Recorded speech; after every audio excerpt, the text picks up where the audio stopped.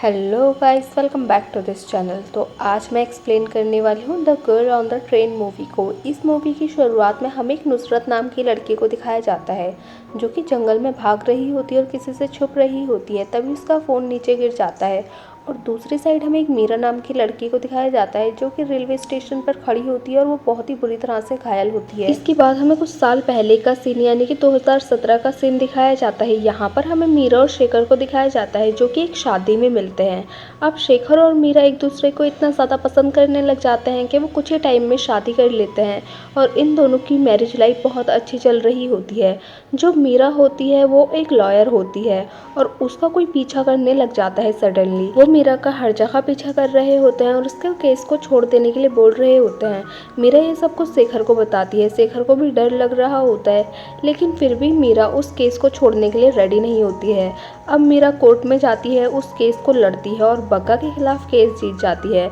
Mister Bagga को उम्र कैद की सजा हो जाती है। इसके बाद हमें मूवी में 6 मंथ बाद का सीन दिखाया जाता है जहाँ पर मीरा शेखर को बताती है कि वो प्रेग्नेंट है और यहाँ पर ये दोनों बात कर ही रहे होते हैं कि तभी एक गाड़ी इन दोनों की कार को टक्कर मार देती है और यहाँ पर इनका बहुत बुरा एक्सीडेंट होता है। इसके बाद सीधे ही हमें 2019 के सीन को दिखाया जाता है जहाँ पर हमें मीरा को दिखाया जाता है जो कि बहुत ही ज़्यादा अल्कोहलिक हो गई होती है और उस एक्सीडेंट में उसने अपने बच्चे को भी खो दिया होता है। उस एक्सीडेंट के बाद उसको एक एमनेशिया नाम की बीमारी हो जाती है जिसमें उसको कुछ यादें याद नहीं रहती हैं। इसके बाद हमें दिखाया जाता है कि वो केस भी नहीं लड़ती है और डेली शाम को बस उसका एक ही काम होता है कि वो एक ही ट्रेन के थ्रू ट्रैवल करती है और अपने पुराने घर को देखती है जिसमें अब एक नई कपल आकर रहने लग गए हैं जो कि नुसरत होती है। नुसरत की और उसके हस्बैंड की लाइफ एकदम परफेक्ट होती है और वो दोनों एक दूसरे से बहुत ज़्यादा प्यार करते हैं। मीरा उन लोगों को खुश देखकर अपने आप को भी खुश महसूस करती है और उसने उन लोगों की लाइफ से खुद की लाइफ को भी जोड़ लिया होता है। इसके बाद हमें दिखाया जाता है कि नुसरत जिस हॉस्पिटल में काम करती है वो उसके लिए एक मिसिंग कंप्लेंट दर्ज कराते हैं और उसकी इन्वेस्टिगेशन एक लेडी ऑफिसर स्टार्ट करती है।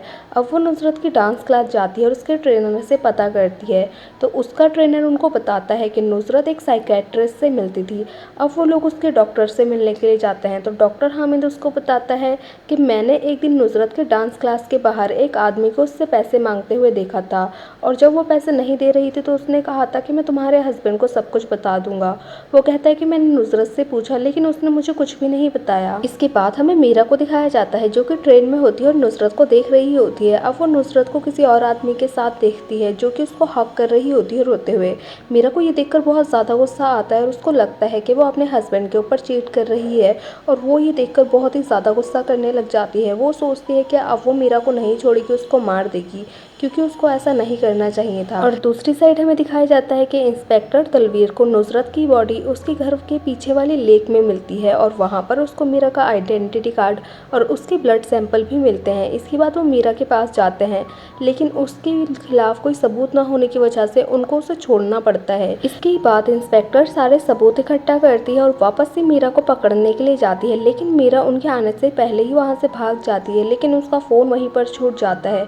अब वो उस क्लाइंट के पास जाती है जिसको कि उसने जिताया होता है बग्गा के खिलाफ और वो उससे हेल्प मांगती है और उससे एक गन, पैसे और फ़ोन मांगती है। इसके बाद वो मीरा के साइकेट्रिस्ट के पास जाती है और उससे उसको पता चलता है कि नुसरत उस दिन बहुत ज़्यादा परेशान थी और उसी ने कॉल करके उसको अपने घर पर बुलाया था। अब नुसरत उसको बताती है कि वो प्रेग्नेंट है लेकिन उसके बच्चे का बाप उसका हस्बैंड नहीं है बल्कि कोई और है।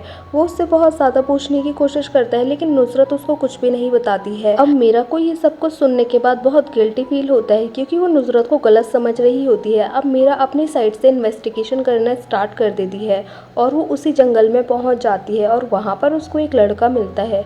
अब जो मीरा होती है वो नुसरत की फ़ोटो दिखाते हुए उससे पूछती है क्या तुम इसको जानते हो, लेकिन वो लड़का मना कर देता है। इसके बाद मीरा नुसरत के फ्यूनरल पर जाती है और उसकी फ़ोटो में वो उसका फ़ोन का कवर देखती है और उसको याद आता है कि ये तो वही फ़ोन है जो उसने उस लड़के के पास देखा था। अब वो उस लड़के के पास वापस जाती है और उससे फ़ोन ले लेती है। इसके बाद हमें दिखाया जाता है कि मीरा एक दिन अपने पुराने फ्रेंड से मिलती है जो कि शेखर के पुराने बॉस होते हैं। अब वो उनसे अपनी गलतियों के लिए माफ़ी मांगती है और कहती है कि मैंने पार्टी में उस दिन हंगामा किया उसके लिए मुझे माफ़ कर कर दो। लेकिन वो उससे कहते कि ऐसा तो कुछ भी नहीं हुआ था।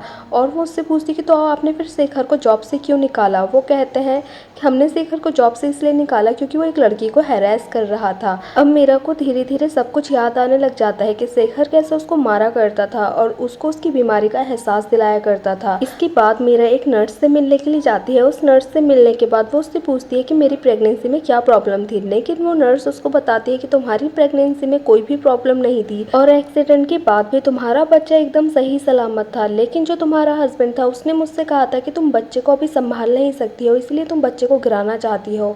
अब मीरा यहाँ से घर वापस जाती है और घर वापस आने के बाद उसको सब कुछ याद आने लगता है कि कैसे उसका हस्बैंड उसको दवाई पिलाया करता था और शराब पिलाया करता था। और शराब का एडिक्ट भी उसके हस्बैंड ने ही उसको बनाया था ताकि वो उसको छोड़ सके और डाइवोर्स दे सके। इसके बाद मीरा के फ़ोन पे मार्क का मैसेज आता है और वो उसको मिलने के लिए बुलाता है क्योंकि उसने उसको सबूत देने होते हैं। लेकिन जब मीरा उससे मिलने के लिए जाती है तो एक गाड़ी उसका एक्सीडेंट कर देती है और वहाँ पे मार्क की मौत होने वाली होती है। और मरने से पहले वो उसको बताता है कि मेरे घर जाओ, वहाँ पर सारे सबूत है। अब मीरा मार्क के घर जाती है, वहाँ पर सबूत देखती है और वहाँ पर वो फोटोज़ में अपने हस्बैंड को नुसरत के साथ देखती है। अब वो उसको कॉल करके मिलने के लिए बुलाती है और यहाँ पर वो उसको बताता है कि मैं नुसरत से प्यार नहीं करता था, मैं तो बस ऐसे ही टाइम पास कर रहा था। लेकिन वो मुझसे बताती है कि वो प्रेग्नेंट है और वो मुझसे शादी करना चाहती थी, लेकिन मैं शादी के लिए रेडी नहीं था, इसलिए मैंने बस उसको बेहोश करके छोड़ा था और तभी तुम वहाँ पर आ गई।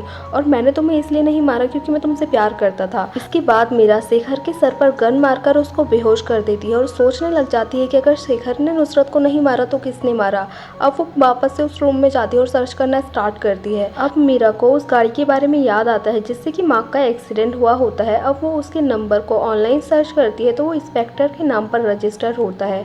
अब मीरा उस इंस्पेक्टर के बारे में इंटरनेट पर सर्च करती है तो उसको बग्गा के साथ उसकी फोटोज मिलती है और वो बग्गा की बेटी है। तभी वहाँ पर वो इंस्पेक्टर आ जाती है और वो उसको सब कुछ बताती है। वो उससे कहती है कि मेरे पापा ऐसे नहीं थे और तुमने उनको झूठे केस में फंसाया और जेल में जाने के बाद उन्होंने सुसाइड कर लिया। इसके बाद वो उसको सब कुछ बताती है कि उसने ये सब कुछ कैसे प्लान किया। वो कहती है मैंने तुम्हें फेक मैसेजेस किए और वहाँ पर जाकर नुसरत को मैंने ही मारा था।